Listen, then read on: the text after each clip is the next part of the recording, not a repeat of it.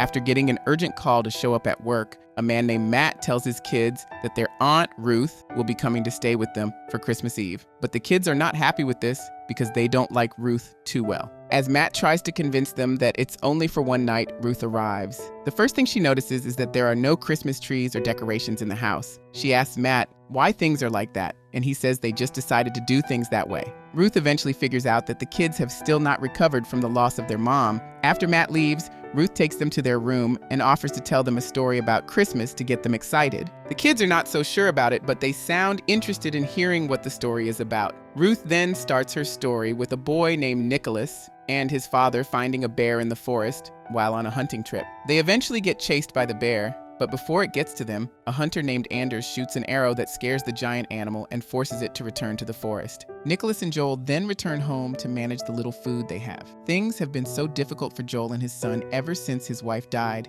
and he's not so happy with this. Later that night, before going to bed, Nicholas tells his dad to tell him a bedtime story about a place called Elfhelm, which his late mom used to tell him about. Joel says it's not his story to tell, but Nicholas begs him to do it since his mom is no longer around to tell the story. Just then, Joel narrates the story of a girl named Lumi who got lost in the woods and went through several obstacles before finding herself in a secret magical village called Elfhelm. Lumi soon finds out that it's a place for elves, and after a while, she becomes friends with them. She also enjoys her stay there until the day she returns to her own village. After hearing the story, Nicholas asks Joel if he thinks Elfhelm is a real place. However, Joel says he doesn't think so, though he mentions that his wife believed it was real. As they're talking, they hear a squeaking sound and immediately check around to see what it is. Joel soon sees that it's a mouse, but as he's about to kill it, Nicholas begs his dad not to do it. Despite refusing at first, Joel eventually leaves the mouse for Nicholas, who then takes it as a pet, which he calls Mika.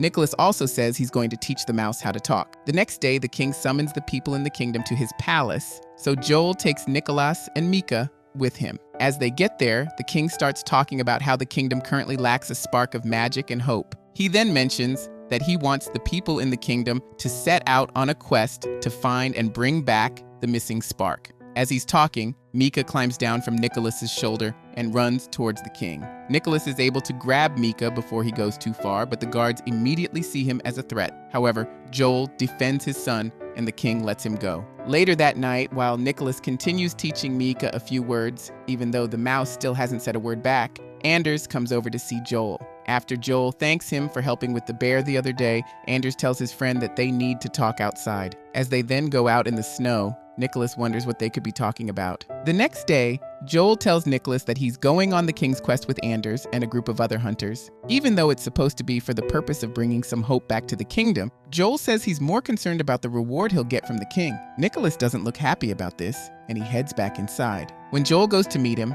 Nicholas asks where he's headed, and his father says Anders and the other men are going on a quest up north to see if they can find Elfhelm. Nicholas now sounds interested in the trip, but as he asks to follow his dad, Joel says it's so dangerous. As Nicholas looks sad, Joel says he's sorry, after which he calls his son Christmas. Nicholas then asks what Christmas means because it's also a name his late mom used to call him. However, Joel says it's just a word, and it doesn't have to mean anything. The next day, as he prepares to leave, Joel tells Nicholas that his sister, Carlotta, is coming over to stay with him until he returns from the quest. Nicholas doesn't like this idea because Carlotta can be mean sometimes, but Joel tells him things will go just fine. As she arrives, Carlotta sounds very happy to be around, as she also pretends to be nice to Nicholas. Shortly after, Joel packs his things and prepares to leave with Anders and some other men. He almost forgets his knife, but Nicholas gives it to him. After collecting it, Joel also gives his hat to Nicholas, saying that even though his late wife used to say he'll need it one day, he's happy to give his son to use it instead. Immediately after Joel leaves, Carlotta sends Nicholas and Mika out of the house as she also throws out his turnip doll, which was made with vegetables and was given to him by his mom. Nicholas then sets up a small tent and sleeps inside there with Mika for the night. The next morning, Carlotta starves Nicholas for breakfast as he cleans the house. Despite this, she still complains that the food is not good enough. She also mentions that she doesn't get why they don't have nice things like chocolates in the house. Later that day, Carlotta prepares a meal for Nicholas, but as he's eating it, he realizes that she made the food with his turnip doll. He laments about this, but Carlotta doesn't even feel remorse. As they're arguing, Nicholas soon sees that she has almost gotten his dad's hat burnt. He immediately saves it and takes it outside to put out the fire. After doing this, Nicholas sees that the hat is hiding a colorful map. As he looks closer, he then sees that the map contains several drawings that eventually lead to Elfhelm. After looking at a pendant he got from his late mom, Nicholas then decides to go on a quest to Elfhelm. He leaves the house while Carlotta is sleeping and heads out towards the north. After long hours of walking, Nicholas eventually sits down with Mika. As he talks about how he no longer believes in magic, Mika talks to him for the first time.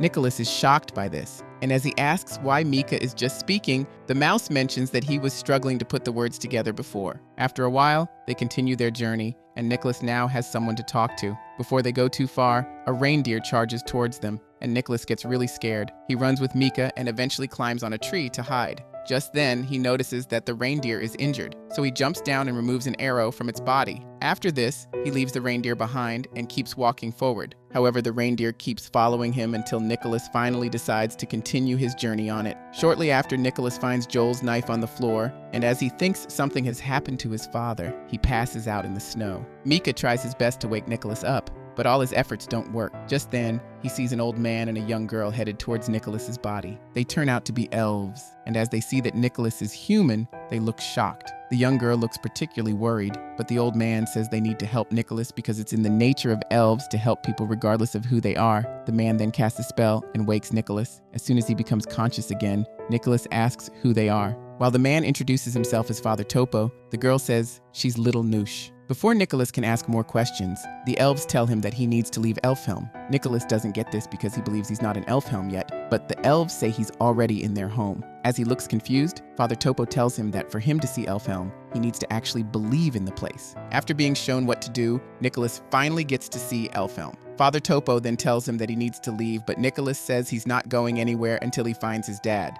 As they're talking, Father Top immediately gets him to hide from some guards who are on the hunt for humans. This sounds shocking to Nicholas because he always thought of elves as very friendly creatures, but Topo says things are not as they once were. They then escape and enter a building where a group of elves are having a Christmas party. Nicholas and Mika are excited to see the cakes and treats at the party, and they don't waste any time eating them. Shortly after, Nicholas asks Topo why everyone keeps saying the word Christmas. He also says it's what his late mom used to call him, even though he doesn't know the meaning. Topo and Noosh are shocked by this question, but they answer him saying Christmas is one of the best days in the world. Just then, some guards come in to stop the party, after which the leader of the elves, Vodal, enters. She sounds disgusted to see that some elves are still partying despite what has happened to them over the past few months. She then suddenly sees Nicholas and wonders why a human is with them. As she realizes that Topo was the one who brought Nicholas into Elfhelm, she gets angry and throws him to the ceiling. Nicholas then says he's there to find his father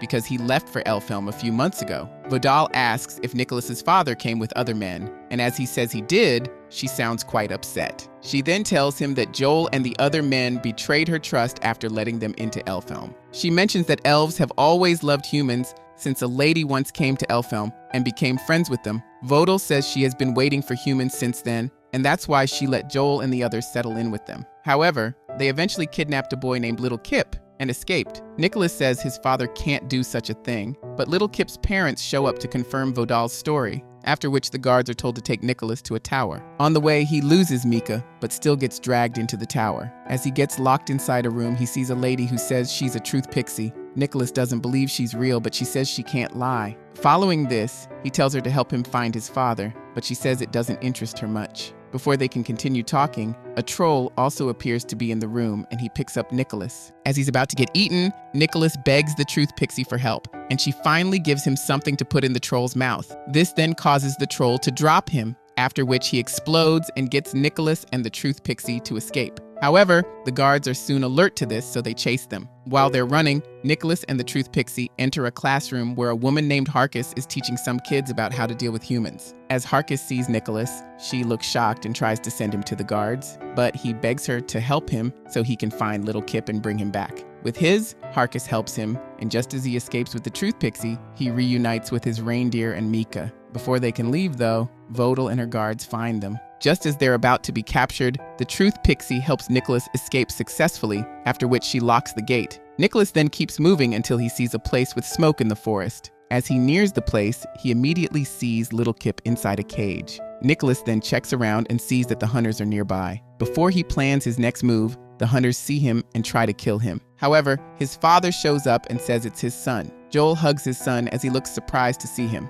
Meanwhile, Nicholas doesn't look so happy with the plan to kidnap little Kip. As he realizes that his father is also in support of the kidnap, Nicholas says it's better to be a good person than to be rich. He also says it's better to return little Kip to his people. Before he can unlock little Kip's cage, he gets caught, and so that no one harms his son, Joel tells them that he'll tie Nicholas up instead. As he does this, he sees that Mika can now talk, and the mouse tells Joel that Nicholas is amazing. Later that night, Joel suddenly wakes Nicholas and decides to help him escape with little Kip. As they're about to leave, Anders and the other hunters see them, so Joel has to attach a cart to the reindeer to follow his son back to Elfhelm. On the way, they see that Anders and his men are still hot on their trail, but just then, Nicholas notices that the reindeer is trying to fly. Joel also sees this, but as the reindeer doesn't succeed, he thinks it's because of his extra weight. He then detaches himself from the reindeer and falls to his death, while the reindeer finally gets to fly, with Nicholas looking terrified to see what happened to his dad. Despite this, he still leads little Kip to Elfhelm, and as they get there, Nicholas tells the little elf that even though his dad joined the bad men, he's actually a good person. He then brings little Kip to the elves just as Vodal is talking badly about humans yet again. As the others jubilate and head towards little Kip's house, Vodal looks unhappy. Shortly after, little Kip reunites with his parents, who then welcome everyone into their house for a feast. They also present some toys to Nicholas for helping them bring their son back. As he plays with one of the toys, Nicholas says the only toy he ever had was the turnip doll his mom gave him. Because of how happy he was with the doll, Nicholas says every child deserves such a level of happiness. Suddenly, this gives him an idea, and he asks little Kip's parents if they can make more toys. As they say they can, everyone starts working with them to make more toys and chocolates. After they're through, they pack it for Nicholas so he can leave and return to his kingdom. However, Vodal shows up and stops him, saying they still shouldn't let him leave. Just then, she notices the pendant around his neck and asks for it. He says it was given to him by his mom, and Vodal says she never expected to see it again. She then tells him the story of Lumi and how his mother was the lost girl who once came to Elfhelm. Nicholas then says his mother used to tell him about how Elfhelm was a very hopeful and beautiful place, and that they should make it look like that again, especially on Christmas, which is a day he was named after. Following this, he finally gets to leave on his reindeer, which takes him to the king's palace. As he arrives, the king looks scared to see him, but Nicholas tells the king that he has brought the hope that was missing in the kingdom. He then shows the king the toys he brought from Elfhelm. As the king says it's not magical, Nicholas offers to show him how it will bring hope to people. He then takes the king out in his flying reindeer as they drop gifts in people's houses. The king looks happy with this, especially as he sees how happy the people are. Shortly after, Nicholas says he has to leave because his work is done. He says he has shown the king the best way to bring hope to the people, and all that's left is to hire someone to run it. The king then tells him not to leave as he gets offered the job. Nicholas looks shocked, but the king says he's the best person for the job. He also mentions that Nicholas only has to do it on one night every year. As he asks what they should name the day, Mika jokes about having his name on it, but the king says they might have to pick a name later. They then get back on the reindeer, but as they're about to leave, Nicholas says he knows someone who could use some magic. He then goes home and gives Carlotta a wrap of chocolate, after which he tells her that magic is real. Following this, he, the king, and Mika continue their journey on the reindeer. Back to reality, Matt's kids appear to have enjoyed Ruth's story, and they ask for more, but she says they'll get more later. As they then walk to the living room, Matt returns from work, and they all see that the house has been decorated. While they look surprised because they don't know who did it, Ruth says that on Christmas mornings, anything can happen. It also appears that their Christmas tree has a pendant that looks like Nicholas's own. As Ruth is then about to leave, the kids ask if her story is how Christmas began. She says it must be, and that she never lies, which is exactly what the truth pixie always says. Following this, she walks out of the house, and as the kids stare at her from the window, they watch as she lights up the sky with some fireworks.